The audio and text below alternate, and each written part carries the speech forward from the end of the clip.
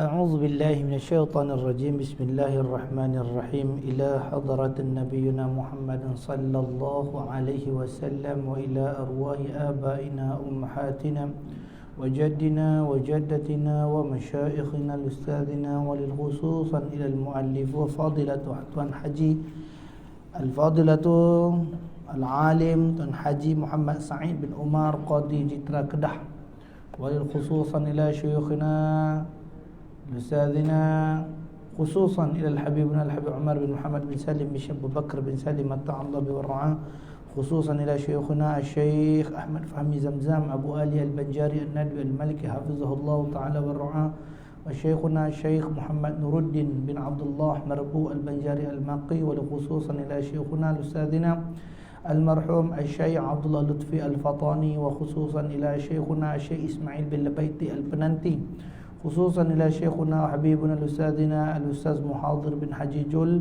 ولخصوصا إلى شيخنا الأستاذنا الأستاذ محمد نور جلان، وأصوله وفروعه أن الله ينفعنا من بركة وأسراره وعلومه ونفحته في الدين والدنيا والآخرة. الفاتحة. أعوذ بالله الرجيم. بسم الله الرحمن الرحيم. الحمد لله رب العالمين الرحمن الرحيم مالك يوم الدين إياك نعبد وإياك نستعين صراط الذين أنعمت عليهم غير المغضوب عليهم ولا الضالين. أعوذ بالله من الشيطان الرجيم. بسم الله الرحمن الرحيم. أحييكم بالتحية الإسلام سلام. السلام عليكم ورحمة الله وبركاته. Alhamdulillah summa alhamdulillah. Alhamdulillah. Ahlan wa sahlan bikum, marhaban biwasiyati Rasulillah sallallahu alaihi wasallam. Alhamdulillahi rabbil alamin wal aqibatu lil muttaqin wala udwana illa 'alal zalimin. Ashhadu wa nashhadu an la ilaha illallah wahdahu la syarika lah wa ashhadu wa nashhadu anna Muhammadan abduhu wa rasuluh. Allahumma salli wa sallim ala sayyidina Muhammadin wa ala alihi wa sahbihi ajma'in. Wala hawla wala quwwata illa billahil aliyil azim. Wala hawla wala quwwata illa billahil aliyil azim. Wala hawla wala quwwata illa billahil aliyil azim. Wa ba'du. Alhamdulillah. Segala puja dan puji yang tertentu dirafakkan bagi Allah Subhanahu wa taala, Tuhan ta'aluk sekalian alam. Dialah Tuhan yang layak disembah dengan sebenar-benar sembah, dan dia jugalah Tuhan yang telah menciptakan kita, yang pada asalnya daripada setitik air yang tidak bererti dinamakan ia sebagai mani, lalu disimpan di dalam sebuah empangan yang kukuh dinamakan ia sebagai rahim ibu dalam tempoh dan waktu yang ditetapkan. Maka lahirlah kita ke dunia ini diiringi dengan nikmat-nikmat daripada Allah Subhanahu wa taala. Dan sebesar-besar nikmat yang kita perolehi pada malam yang mulia ini adalah nikmat Islam dan iman. Selawat beserta salam ke atas junjungan besar kita Nabi Muhammad sallallahu alaihi wasallam, yang mana syafaat dan bantuan daripada baginda Nabi lah yang kita dambakan di akhirat kelak, ke atas ahli keluarganya, para sahabatnya dan orang-orang yang mengikuti jejak langkahnya. Alhamdulillah, syukur kita ke hadrat Allah Subhanahu wa taala pada malam yang mulia ini dapatlah kita sama-sama berkumpul dan berhimpun di dalam rumah Allah taala yang mulia ini, dinamakan akan dia sebagai Masjid Nurul Hijrah, Taman Intan Emas, Teluk Intan, Perak, Darul Ridwan, bagi membicara dan mengupas sebuah kitab tafsir yang dinamakan ia sebagai Tafsir Nurul Ihsan, penggal yang keempat, pada membicarakan tentang sambungan daripada Suratul Bayyinah. Dan siri yang lalu telah kita membahaskan tentang agama yang dibawa oleh Allah pesuruh-pesuruh Allah Subhanahu wa taala, dan perintah Allah taala dalam lurus untuk melaksanakan agama itu tadi dengan kalimat khunafa. Al-khunafa iaitu hal tetap sekalian atas segala agama, iaitu atas pembawakan yang dibawa oleh Nabi Allah Ibrahim alaihissalam, yang kita panggil sebagai agama Hanif. Jadi bagaimana agama yang dituntut oleh Allah Subhanahu Wa Taala itu? Wa yuqimus salata wa yu'tuz zakah. Itu yang kita perbahas pada siri dahulu, dan juga kita telah memperbahaskan tentang beberapa daripada kalangan orang yang menipu dalam agama. Orang yang menjadikan agama itu tadi Allahumma salli ala sayyidina Muhammad sebagai suatu bahan tipu-tipu atau bahan omong-omong, sebagaimana yang disebutkan oleh Allah Taala, ba'udzubillahi minasyaitonir rajim, ara'aita alladhi yukazzibu bid-din fadzalika alladhi yad'u al-yatim wa la yahuddu ala ta'amil miskin fawailul lil musallin. Itu orang yang lalai dalam sembahyangnya. Jadi dalam agama Hanif iaitu Hunafa ini tadi, tuntutan yang Allah minta, yang Allah Taala perintahkan kepada kita apa? Wa yuqimus shalah, dirikan akan sembahyang. Kerana orang yang menipu di dalam agama itu tadi, bukanlah mereka itu tak sembahyang, mereka sembahyang, tetapi mereka itu tadi lalai dalam sembahyangnya. Itu katakan fawailul lil musallin alladzina hum an salatihim sahun, orang yang lalai dalam sembahyangnya. Maka hari ini kita sambung pada ayat seterusnya, wadzalika dinul qayyimah. A'udzu billahi minasyaitonir rajim. Bismillahirrahmanirrahim.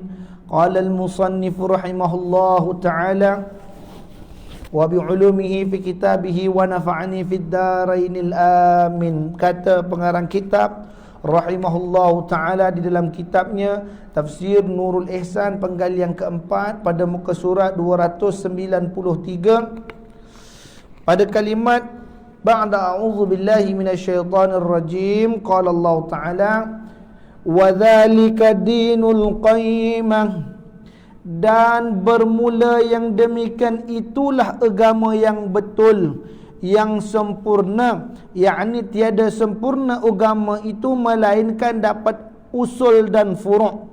Maka usulnya ialah ikhlas. Usulnya adalah ikhlas bagi Allah Ta'ala semata-mata, qasad ibadat bagi Allah semata-mata, tiada kerana syurga atau neraka. Kedua, mengerjakan ibadat daripada sembahyang, puasa, zakat dan lainnya, tatkala menyata Allah akan keadaan kafir ahli kitab dan kafir musyrikin itu, menyata pula tempat ketetapan azab mereka itu dan balasan segala mukminin yang berbahagia. Jadi inilah dia orang yang lurus dalam agamanya. Siapa dia? Orang yang wa yuqimus salata wa yu'tuz zakah, orang yang menjaga sembahyangnya dan orang yang melaksanakan tuntutan zakat yang diwajibkan ke atas dirinya. Jadi apabila berlaku tuntutan-tuntutan demikian rupa dan dia jaga, Allah kata wadzalika dinul qayyimah, ini dia agama yang qayyimah, yang berdiri utuh, yang betul, yang lurus atas perintah Allah Ta'ala. Kata pengarang kitab rahimahullah Ta'ala, jadi nak dapatkan kesempurnaan agama itu tadi apa? Tidak semestinya tidak. Kata-kata Arab kata la budda, tak semestinya tidak, maknanya kena buat. Iaitu apa dia? Kena dapatkan melalui jalan usul dan furu'nya, atau asal, usul dan furu'. Maka asalnya, apakah asal agama ini tadi? Ikhlas. Melaksanakan segala perintah Allah Ta'ala dalam keadaan ikhlas. Ayat dahulu kita dah bicara dia. Apa dia? Wa ma umiru illa liya'budullaha mukhlishina lahuddin. Dan tidaklah Allah Ta'ala memerintahkan kepada kamu melainkan untuk mengibadahkan diri kamu kepada Allah dalam keadaan mukhlisin, ikhlas kepada Allah Subhanahu wa Ta'ala. Baru Allah Ta'ala kata apa? Lahuddin, hingga Allah Ta'ala mengatakan hunafa, itulah jalan agama yang lurus, dengan mengerjakan solatnya dengan ikhlas, zakatnya dengan ikhlas. Apa teguran pengarang kitab rahimahullah Ta'ala di sini? Iaitu ikhlasnya itu semata-mata bagi Allah Ta'ala jua, yakni qasad ibadah tadi bagi Allah semata-mata, tiada kerana syurga atau neraka. Apa sembahyang Pak Haji? Insya-Allah. Nah, kalau tak sembahyang kan masuk neraka. Dah. Itu tidaklah qasadnya ikhlas kerana Allah Ta'ala, bukan tu. InsyaAllah tabarakallah ta'ala. Ataupun ngapa sembahyang duha ni Tuan Haji? Kata orang sembahyang duha buka rezeki, kata masya-Allah. Jadi nak sembahyang duha nak banyak rezeki. Tak betul tu, insya-Allah. Adapun rezeki pemberian itu hanyalah Allah Ta'ala yang bagi. Adapun syurga tu Allah yang bagi. Adapun neraka itu pun ada tempat pembalasan yang diberikan oleh Allah Ta'ala kepada setiap manusia yang ingkar kepada Allah Ta'ala. Tuntutan mengerjakan ibadat tadi lillahi ta'ala semata-mata. Semata-mata kerana Allah Ta'ala. Jika kamu ingin mengharapkan bertemu dengan Tuhanmu, liqa'a rabbik, kamu nak bertemu dengan Tuhan kamu tadi, apa dia? Fa ya'mal amalan salihah, maka buat amal soleh. Dah buat amal soleh, lagu mana amal soleh nak buat tu? Wala tusyrik bihi ahada. Jangan kamu syirikkan Allah Ta'ala tadi dengan satu benda apa pun. Maknanya bukan dengan manusia, dengan Tuhan-Tuhan yang ada pada tanggapan orang kafir saja, tidak. Tetapi dengan perkara ganjaran nikmat yang Allah nak bagi itu pun tak boleh. Saya ni sembahyang ni kerana Allah tapi nak syurga, kerana nak syurga. Jadi tak boleh sampai begitu. Adapun hal syurga, hal neraka itu tadi, itu atas ta'aluk kuasa Allah Ta'ala. Itu sebab dalam bumi Baghdad diceritakan ada seorang wanita yang masyhur namanya ke seantero dunia Islam, iaitulah Rabi'atul Adawiyah. Ini Rabi'atul Adawiyah, orang yang rapat dengan Allah Subhanahu wa taala.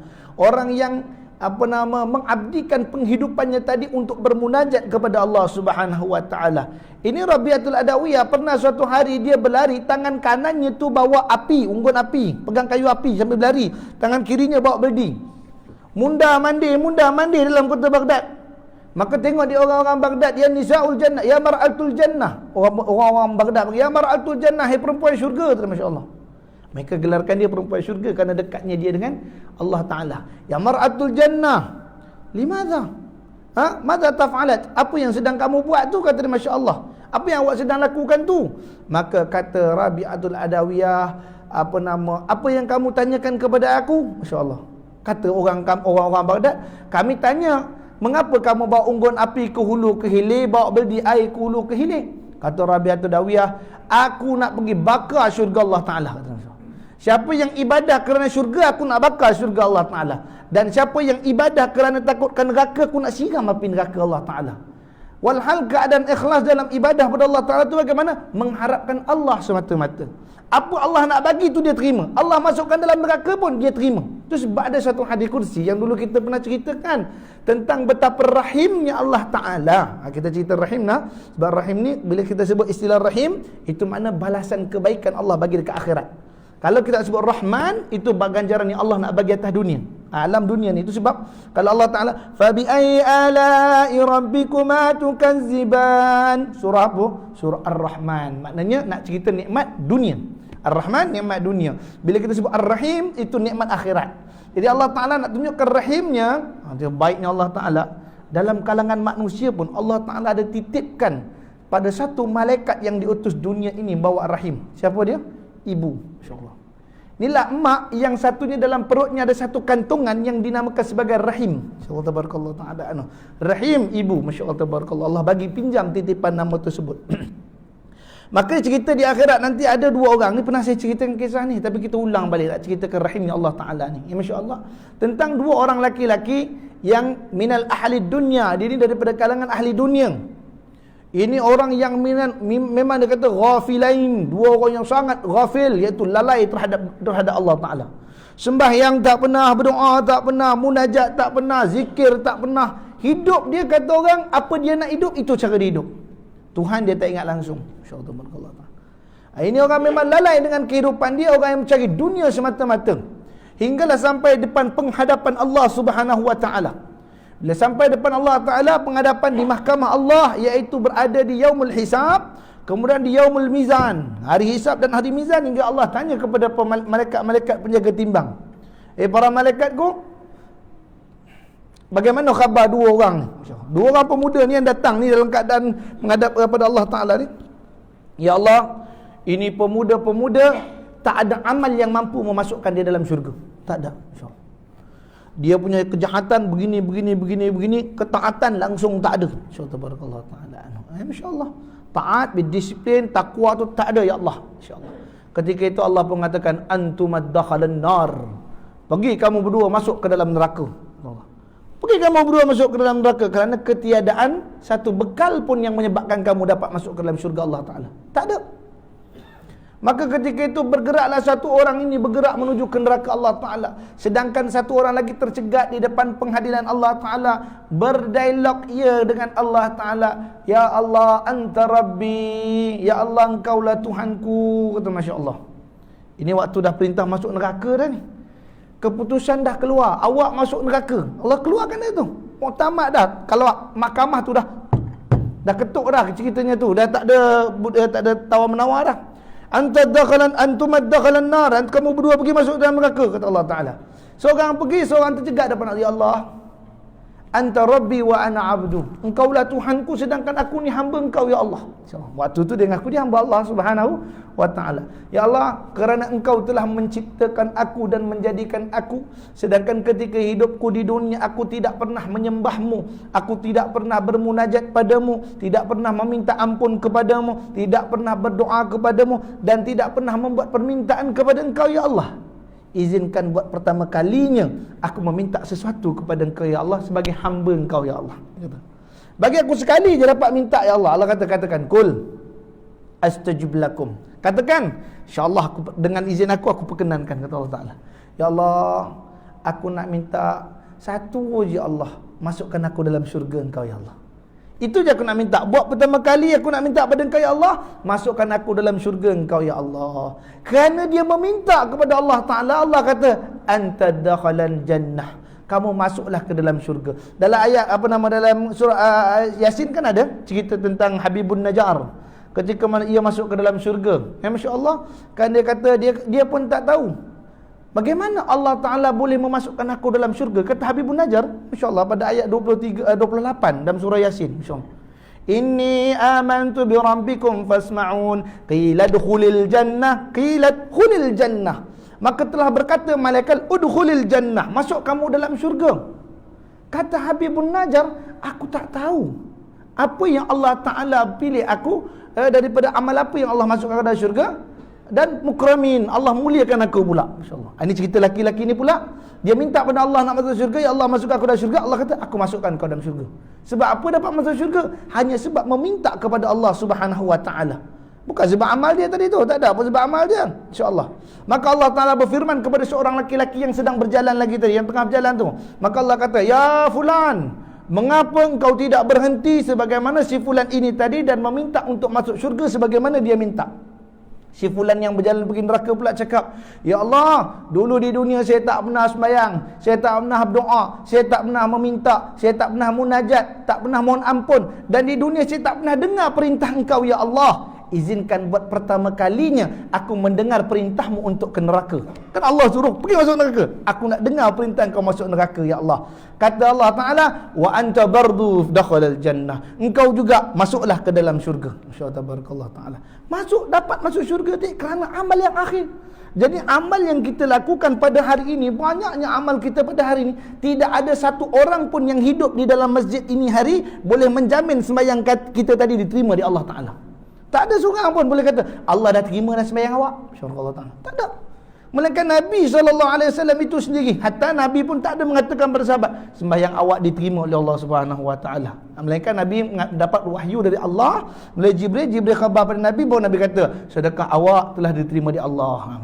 Tak ada seorang pun boleh jamin yang pahala daripada sembahyang kita ini tadi atau kelakuan ibadah kita tadi Allah terima. Akan tetapi kita laksanakan bukan kerana nakkan syurga, tetapi kerana tanggungjawab kita kepada Allah Subhanahu wa Ta'ala. Tanggungjawab kita sebagai hamba Allah Subhanahu wa Ta'ala. Itu sebab dia kata sini, maka tidaklah ikhlas itu melainkan dia minta pada Allah Ta'ala semata-mata, bukan dia mengharap. Itu sebab pernah saya sebut, salah ke Ustaz kalau kita nak dapatkan syurga dan sebagainya? Tak salah, dia tak kata berdosa. Ini cerita martabat ikhlas, bukan kata oh buat macam tu salah, syirik. Tak, insya-Allah tabarakallah ta'ala anhu. Sebab dalam ibadat ni, beribadat dalam kitab Zadul Muta'allim kan, masya-Allah, ini kan kitab asas pengajian orang negeri Perak. Kalau kita tengok Zadul Muta'allim itu apa? Inilah kitab pelajaran asas agama, 3 serangkai bagi pejabat agama ataupun pengajian agama bagi negeri Perak. Situ dah khas dah. Orang Perak ni banyak kitab, usahlah risau. Saya nak ngajar Perak pun malu sebenarnya gamaknya, kerana alim banyak sini. Insya-Allah barakallahu taala. Dalam tu dia kata apa?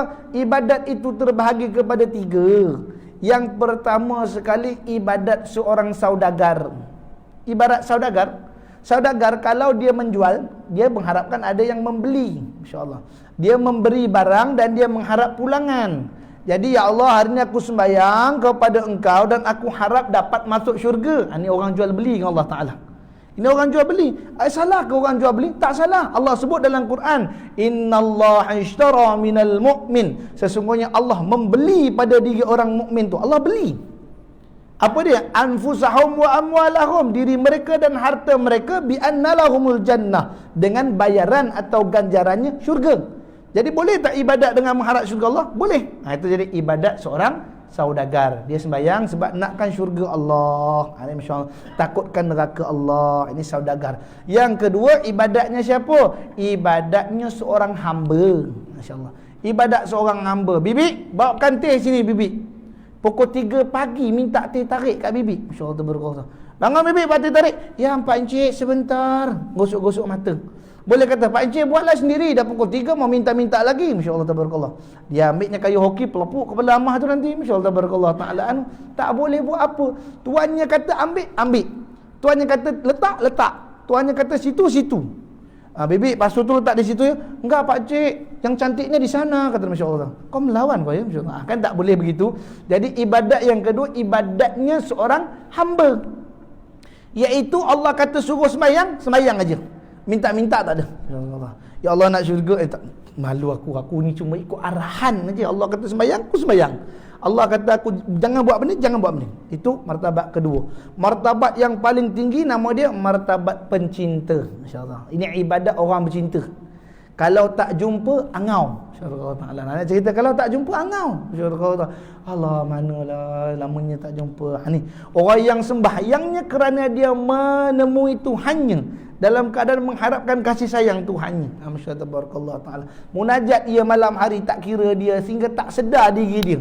Tak sedar dirinya kepada siapa dia bermunajat, iaitu semata-mata pada Allah. Sebab kalau kita tengok orang gila ni, kebanyakan mereka capai martabat yang ini ni. Masya-Allah. Martabat muhibbin. Cerita mereka tu sangat pada Allah Ta'ala.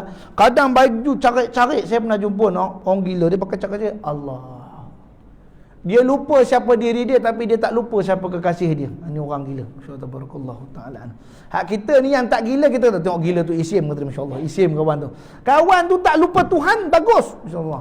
Ini yang tak gila ni lupa Tuhan lagi teruk. Masya-Allah tabarakallahu taala.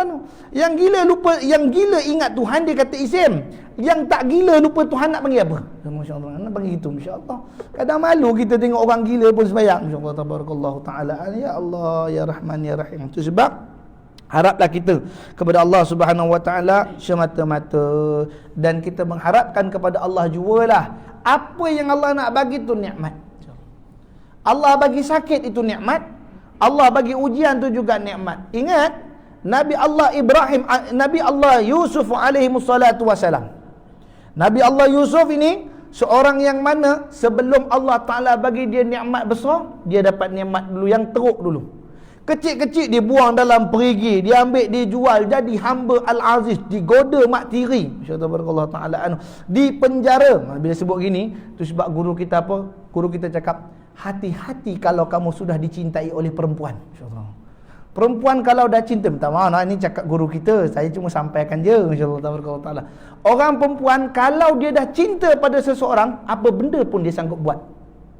Dia cinta sama Yusuf, aku sayang sama Yusuf, orang lain tak boleh dapat. Walaupun terpaksa memenjarakan Yusuf, aku sanggup. Asalkan orang lain tak dapat. Masya-Allah.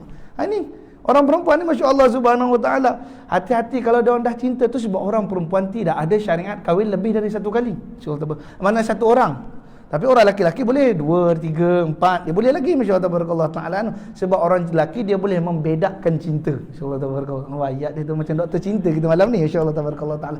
Tapi itu kata guru kami, hati-hati dengan cintanya orang perempuan, kerana orang perempuan kalau sudah mula mencintai seseorang, dia menjadi kejam. Masya-Allah taala. Dia jadi kejam. Dia akan cuba mendapatkan itu orang, memiliki satu orang. Mana bang? Jangan pergi mana? Duduk rumah. Cinta tu, Masya Allah tabarakallah ta'ala. Tapi kita rasa, tertekan pula aku dengan dia ni, Masya Allah. Kerana cintanya tu tadi, Masya Allah tabarakallah ta'ala anhu. Tapi bayang kalau dia tak suka orang tu, pergi ke mana, lantaklah kamu, kata Masya Allah tabarakallah ta'ala anhu. Ini kata guru kita, Masya Allah. Tu sebab ini yang berlaku kepada Zulaikha. Sehingga Allah Ta'ala perintahkan kepada Nabi Allah Yusuf AS, boleh saja Yusuf balas dendam balik pada Zulaikha. Ketika dia jadi Raja Mesir, dia bukan jadi Al-Aziz. Yusuf, dia duduk dalam rumah Al-Aziz. Al-Aziz ni bukan Raja Mesir besar tak. Dia ni kira macam gubernur Mesir je. Atas Al-Aziz tu ada lagi pemerintah yang dinamakan Fir'aun. Tapi waktu tu tak namanya Fir'aun, insyaAllah. Kalaulah Al-Aziz itu dipanggil Raja Mesir, yang memenjarakan dia tu, takkan dia panggil keluar balik? Takkan dia tak kenal siapa Yusuf? InsyaAllah. Yang memanggil Yusuf keluar balik itu Fir'aun yang besar tu. Tapi waktu Nabi Yusuf tak dipanggil Fir'aun, InsyaAllah. Dia ada yang paling besar lagi, atas Al-Aziz. Maka Yusuf ini dilantik menjadi lebih tinggi dari Al-Aziz. Sebab dia ada kuasa yang sangat besar lagi ketika tu.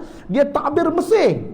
Al-Aziz ni takbir Kahirah je. Ini takbir Mesir. Di bawah panji Fir'aun. Fir'aun ketika itu mengatakan, aku serah segala urusan aku, tidak ada yang boleh melanggar perintah Yusuf. Siapa langgar perintah Yusuf, dia langgar perintah aku dan dipenggal kepalanya. Berani orang lawan Yusuf waktu ketika itu? Tak ada orang lawan Yusuf waktu saat itu. Kuasa yang ada, boleh saja kurungkan Al-Aziz, kurungkan Zulaikha, boleh je, Masya Allah tabarakallah. Tapi ini hati orang, walaupun ditimpa dengan musibah, bencana dengan kehidupan dia dahulunya, tapi tidak menyimpan dendam untuk balas balik, Masya Allah. Kenapa? Dia tahu di sebalik ribut petir taufan itu tadi, Allah nak titipkan pelangi sesudahnya. InsyaAllah tabarakallah ta'ala anhu. Maka dia dapat kerajaan dia balik, dia dapat adik-beradik dia balik, dia dapat Bunyamin semula dan dapat kembali bapaknya. InsyaAllah tabarakallah ta'ala anhu. Dan pada ketika itu kita lihat apa yang Allah titipkan merupakan penyakit, Allah Ta'ala berikan juga penderitaan kerana Allah nak bagikan kebaikan, InsyaAllah. Begitu juga yang berlaku kepada Sayyiduna Ali Zainal Abidin ibn Husain ibn Ali, suami kepada Fatimah bintu Rasulullah sallallahu alaihi wasallam. Ini cicit Nabi sallallahu alaihi wasallam. Kalaulah tidak kerana beliau itu sakit pada hari penaklukan oleh Yazid, nescaya dia telah dibunuh oleh Yazid. Dia demam pada hari ketika itu. Mungkin orang kata kesian, demam, tak ada peluang untuk hidup ni, mati dah nanti ni, masya-Allah, jangan dibunuh dia. Sampai ke sudah akhir hidup Ali Zainal Abidin hingga dapat anak namanya Muhammad Al-Baqir. Muhammad Al-Baqir turun anaknya Musa Kazim, kemudian Ali Uraidi, kemudian sampai kepada Muhammad bin Faqih dan sebagainya, sampai kepada hari ini anak cucu mereka yang kita kenali sebagai Habaib, insyaallah. Yang kata Habib tu semua anak beranak Muhammad Al-Baqir, Ali Zainal Abidin daripada Sayyidina Husain anak kepada Ali kahwin dengan Fatimah bintu Rasulullah sallallahu alaihi wasallam. Ya, insya-Allah. Ini kita lihat bahawa kadang-kadang dalam perkara-perkara yang boleh jadi memeritkan kita, boleh jadi menyakitkan kita, tetapi ada hikmah dan kebaikan yang Allah nak berikan di situ. Masya-Allah. Takut kita cakap macam tu. Kita cakap pada orang hikmah, sekali kena balak pada kita doa apalah, ya Allah tak bagi begitu. Tu sebab la yukallifullahu nafsan illa wus'aha. Allah Taala tu dia turunkan ujian mengikut orang. Ada orang ujian tu dia rasa berat, pada orang yang dengar, alah senang, aku dah kena lah, macam senang je, insya-Allah. Tapi pada orang tu tak senang. Jadi jangan sekali-kali kita menceritakan kepayahan dan kesusahan di hadapan orang. Masya-Allah tabarakallah taala anhu. Baik, kata pengarang kita rahimahullah taala lagi, kedua, mengerjakan ibadat daripada sembahyang, puasa, zakat dan lain-lainnya tatkala menyata Allah keadaan kafir. Baik. Jadi maknanya yang kedua dari segi ibadah yang katakan hunafa wa dzalika dinul qayyimah tadi apa? Dengan cara kita sembahyang, dengan cara kita berpuasa, dengan cara kita berzakat, kemudian dengan haji jika mampu kepadanya, manis tata'i ilai sabila, berjalan kepadanya mampu tiada halangan. Itu hukum sebagai haji tiap-tiap orang wajib. Ini kalau kata Tuan Guru Haji Rozaini Ahmad Rozaini, untuk waktu sekarang ni wajib tak haji? InsyaAllah tabarakallah. Sekarang dah tak wajib haji. InsyaAllah tabarakallah. Haji dah tak jadi hukum wajib. InsyaAllah tabarakallah ta'ala anhu. Kerana apa? Kerana ada halangan padanya. InsyaAllah ada halangan. Bukan tahun ni saja. tahun-tahun yang lalu juga serupa. Apa halangannya tu? Nak kena buat visa, ada persempadanan, ada itu dan ini, itu termasuk halangan. Tapi pada hari ini halangan kita ialah COVID-19 ni tadi. Masya-Allah tabarakallah. Man istata' ilaihi sabila, ada halangan. Kalau tak ada halangan, diwajibkan kepada semuanya untuk mengerjakan bagi mereka yang mampu untuk kepadanya. Masya-Allah. Jadi kalau bahas bab haji ni, kalau orang tak faham dengar juga, tak wajib. Apa yang tak wajib pula? Padahal dia rukun Islam. Tu sebab pada Nabi tak sebut al-hajju faqat. Allah tak kata al-hajj. Tapi Allah al-hajju man istata' ilaihi sabila. Man istata' ilaihi sabila tu jangan tinggal. Itu masuk dalam hadis. Masya-Allah tabarakallah taala. Dan mereka itu sembahyang, puasa, zakat dan lain-lainnya. Sedekah pun kerana Allah Taala, ibadatnya kerana Allah Subhanahu Taala. Sedekah yang paling mudah dalam dunia ini tetapi susah. Apa dia? Senyuman. Masya-Allah Taala. Ni benda paling mudah tapi susah. Namanya masya-Allah, senyum. Mudah tapi susah ni. Masya-Allah tabarakallah taala anhu. Ya. Itu sebab kata sahabat radhiyallahu taala anhum ajmain dalam kitab Syama'il Muhammadiyah, ma ra'aitu aksaru ma ra'aitu tidaklah aku melihat sesungguhnya ahadun, seorang daripada kalian pun tersenyum lebih banyak melainkan Rasulullah SAW. Nabi ni orang yang paling banyak senyum. Tidaklah aku melihat seorang yang lebih banyak senyum melainkan Rasulullah SAW. Tu sebab dalam hadis Nabi SAW kata, la tahkiranna minal ma'rufi syai'an walau talqa akhuka biwajhi talqi. La tahkiranna, kata Nabi SAW, jangan kamu memperlekehkan atau memperkecil-kecilkan kebaikan walau sekecil apapun, walaupun kamu bertemu dengan saudaramu dengan bermanis wajah. Datang pada orang senyum, saya tak kena senyum lah, masalah bertimbun-timbun ni, kata masya-Allah barakallahu taala. Bertimbun-timbun masalah dalam kepala ni, masya-Allah. Itu sebab Nabi kata mukmin yang terbaik itu ada 3 perkara. Yang salah satu daripada apa? Menyembunyikan kedukaan daripada diketahui oleh orang. Yang kedua, menyembunyikan kesakitan dan kesesaraan daripada orang. Masya-Allah barakallahu taala. Ni antaranya. Jadi maknanya janganlah kita pagi-pagi hari ataupun mendatangi orang dengan masalah, dengan menunjukkan betapa beratnya ujian yang Allah timpa ke atas kita pada orang. Ngapa tak senyum ni? Diamlah, kata. Kita pula kena. Masya-Allah tabarakallah taala. Adapun Nabi kata, walau talqa akhuka biwajhi talqi. Walaupun kamu bertemu dengan saudaramu dengan wajah, dengan bermanis wajah. Manis wajah aja, walau berpura-pura, kata guru kita, walau berpura-pura manis wajah depan orang, itu juga dituntut untuk kebaikan. Baik. Maka apa katanya lagi? Dan tatkala menyatakan Allah akan keadaan kafir ahli kitab dan kafir musyrikin itu, menyata pula tempat ketetapan azab mereka. Nah, dan nanti kita akan baca pula ayat bawah, Allah ceritakan tentang orang kafir. Hal bagaimana keadaan orang kafir itu tadi yang telah disiapkan oleh Allah Ta'ala tempat untuk dia kembali dalam keadaan yang diazab. Hari ini kita pun diingatkan di Allah Subhanahu Wa Ta'ala melalui Qur'annya daripada 1400 tahun yang lalu. Apa kata dia? Ba'da a'udzubillahi minasyaitonir rajim, la in syakartum la azidannakum wa la in kafartum inna azabi lasyadid. Allah Ta'ala kurniakan nikmat kepada kita semua ni, tak kira kafir, Islam, putih, hitam, tinggi, pendek, miskin, kaya, kerabat, bangsawan, marhain. Allah bagi semua. Syakartum, kemudian kamu syukur kepada aku. Apa kata Allah? Azidannakum, aku tambahkan lagi untuk kamu kalau kamu reti syukur. Tapi apa yang Allah Ta'ala selitkan pada surah yang lain, Allah kata qalilan ma tashkurun, sikit sangat hamba aku bersyukur.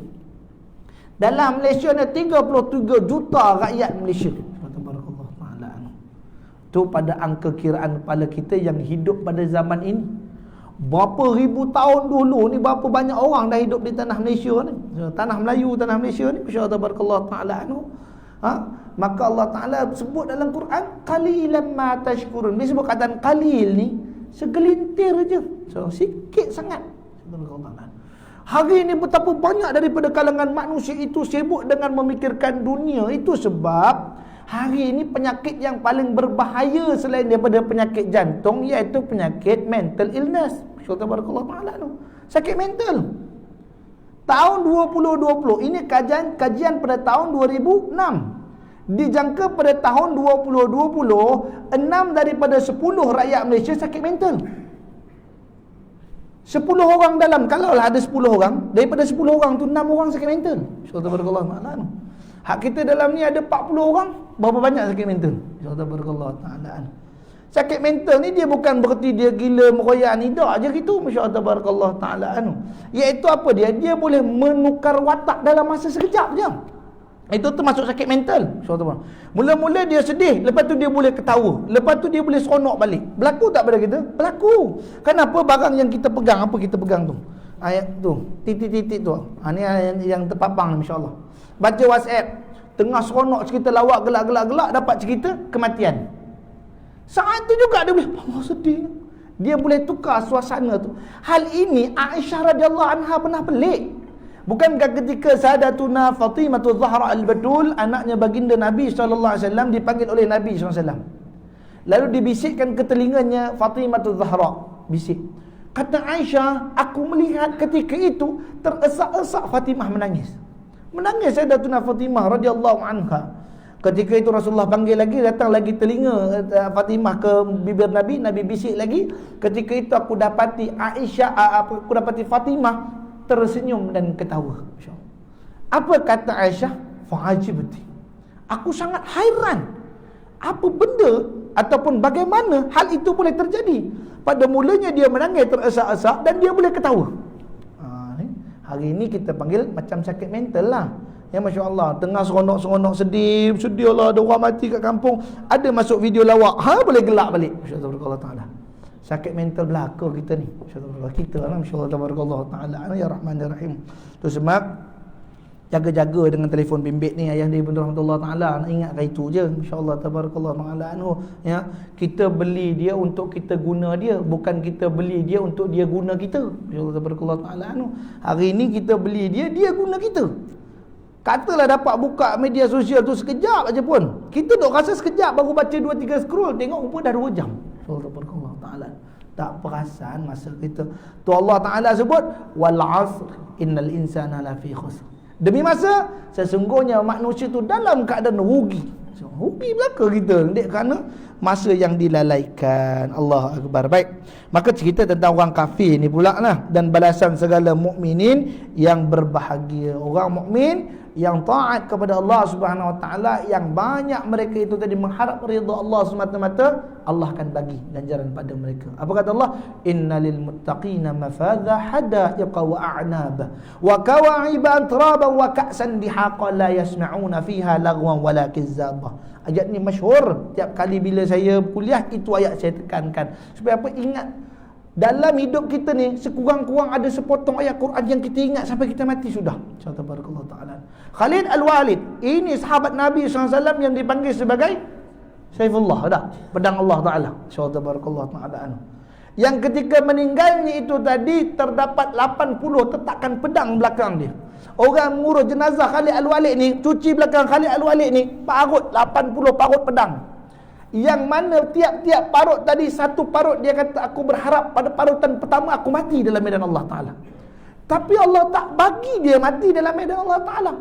Hingga disebutkan tidak ada peperangan yang dimasuki oleh Khalid Al-Walid melainkan perang tu menang. Contoh Uhud. Uhud Islam dah menang dulu dah. Kemudian datang bantuan tentera kedua puak kufar yang diketuai oleh Khalid Al-Walid. Khalid Al-Walid ketika tu kafir, Allah menangkan Khalid Al-Walid ketika tu. Masya-Allah tabarakallah taala. Sampai begitu sekali auranya Khalid Al-Walid ni, masya-Allah. Hebatnya Khalid Al-Walid. Tapi dalam riwayat kata apa? Ketika beliau meninggal dunia, ayat Quran yang paling sempurna dihafal dalam kepalanya suratul Ikhlas. Masya-Allah tabarakallah. Qul huwallahu ahad, Allahus samad, lam yalid wa lam yulad wa lam yakul lahu kufuwan ahad. Itu ayat. Jangan sampai mati satu ayat Quran pun tak ada. Mati, bila orang mati dia hanya teringat nak mati hingga dia terlupa ayat-ayat Quran. Terlupa dia nak Allahu la ilaha illa huwal hayyul qayyum. Dia nak baca ayat Quran ketika nak mati tak ada. Barang siapa yang ketika hidupnya sampai matinya tidak ada sepotong ayat Quran di dalam hatinya, kata Nabi SAW, dia itu hatinya umpama geriba yang usang. ataupun rumah yang usang, menanti roboh saja. Bila-bila saja boleh hancur. Ketika mati, nak mati ni ayah di benar Allah Ta'ala, kita bukan hanya menghadapi sakaratul maut, bukan malaikat je. Kita takkan takut dengan malaikat tu saja, insyaAllah. Bukan malaikat tu saja yang menakutkan kita. Malaikat tu dia tak buat apa-apa pada kita, dia buat kerja dia je. Dia ni ada SOP dia sendiri. Pegang, tarik, rentap. Itu je. Dia takkan apa khabar, sihat ke, kejap je saya nak beli sini. Tak ada, dia nak macam jururawat. Datang rentap saja. Dia ikut kerja dia. Tapi ada satu lagi makhluk yang mempunyai kerja yang sangat besar ketika seorang mati. Siapa dia? Syaitan. Syaitan tu akan datang pada seseorang menyerupai mak dia, akan menyerupai bapa dia, menyerupai datuk nenek dia, memberikan kata-kata kesal dengan Islam. Nak mak dulu Islam, banyak sembahyang, rupanya tipu nak. Oi, mati dalam kubur ni kena makan dia ulat. Anak tadi goyang. Iya ke? Hingga pada saat nak mati pun syaitan tak pernah berputus asa untuk memasukkan kita ke dalam neraka. Mengapa kita boleh berputus asa untuk masuk syurga Allah Ta'ala? Itu dia, Masya Allah. Ini disebutkan oleh guru mulia kita, Masya Allah, Tabarakallah Ta'ala. Hal yang demikian rupa tadilah yang menyebabkan ketakutan bagi orang mukmin untuk menghadapi sakaratul maut. Sedangkan sakaratul maut itu hanyalah umpama helaian kertas yang akan melepaskan kita daripada alam yang fana ini menuju kepada Allah Subhanahu wa Ta'ala. Itu satu je, lepas kematian, selesai. Tapi itulah fasa yang paling memeritkan, fasa yang paling menakutkan dalam hidup atas dunia. Mati tu dia masih berlaku dalam fasa kehidupan dunia. Tapi benda itulah yang paling menakutkan. Kita kalau bankrupt boleh usaha lagi untuk dapat harta. Kalau kita ini masih belum punya anak, boleh berusaha untuk dapat anak. Kalau kita belum punya isteri, boleh punya ini lagi. Tapi bila mati itu satu ujian yang kalau kita gagal sekali, selamanya perjalanan kita akan musnah. Musnah habis perjalanan tadi. Ini kata Sayyidina Uthman Al-Affan radhiyallahu anhu ketika melalui Al-Baqi'. Dia pusing ke Baqi', lalu dia berkata kepada sekalian sahabat, sesungguhnya inilah tempat penentu bagi perjalanan akhirat. Kalau sebelum kamu masuk sini kamu telah gagal, gagallah kamu sampai ke hujungnya. Tetapi kalau lulus kamu di perjalanan ini, sampai ke syurga kamu akan dibalas di Allah Ta'ala. Itu sebab Allah Ta'ala sebut dalam surah Al-Mulk yang memperingatkan kita pada setiap malam yang kita sebelum tidur, Tabarakalladzi biyadihil mulku wa huwa ala kulli syai'in qadir alladzi khalaqal mauta wal hayata liyabluwakum ayyukum ahsanu amala. Dok peringat, alladzi khalaqal mauta, dialah Allah yang menjadikan kematian, wal hayat, dan kehidupan. Apa dia benda tu? Liyabluwakum, sebagai ujian kepada kamu. Ayyukum ahsanu amala, siapakah daripada kamu yang paling baik amalnya? Jadi ini satu stage ataupun satu fasal yang akan kita sampai, ataupun satu tempat yang akan kita lalui. Semua orang akan lalui. Tak kiralah dia orang yang paling kufur kepada Allah Ta'ala, atau dia orang yang paling dekat dengan Allah Ta'ala, atau dia Khalilullah sekalipun, atau dia Habibullah sekalipun, iaitu Nabi SAW. Mati juga akan datang pada dia, insyaAllah.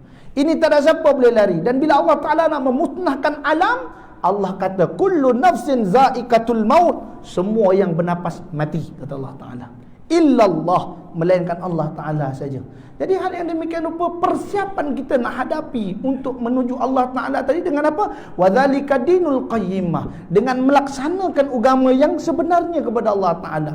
Mana nak lari pun tak tahu. Hari ni kita boleh lepas daripada jawapan manusia, kita boleh lepas daripada soal jawab manusia, tapi soal jawab Allah Ta'ala nanti. Hari ni kita berdolak dalih dengan manusia, tak mau sembahyang puji sana puji, tapi depan mahkamah Allah nanti bagaimana kita nak jawab? Tu dia. Nak bawa amal kita yang hakikatnya pada hari ini belum tentu confirm ditemui, diluluskan oleh Allah Ta'ala, nak bawa pergi pada Allah Ta'ala tadi, Allah ini amal aku, masukkan aku dalam syurga. Dibalas dia malaikat, manusia, dengan amal yang kamu buat atas dunia tu tadi, nak bayar nikmat sebiji mata pun tak mampu lagi. Nak bayar mata pun tak mampu lagi. Maka janganlah kamu berlaku sombong dan megah dengan ibadah yang kamu lakukan atas dunia ini, melainkan dengan takwa kepada Allah semata-mata, insya-Allah. Kita akan sambung lagi pada ayat seterusnya, innal ladzina kafaru min ahlil kitabi wal musyrikin fi nari jahannam. Kita akan cerita hal keadaan yang berlaku dalam neraka Jahannam pada siri yang akan datang.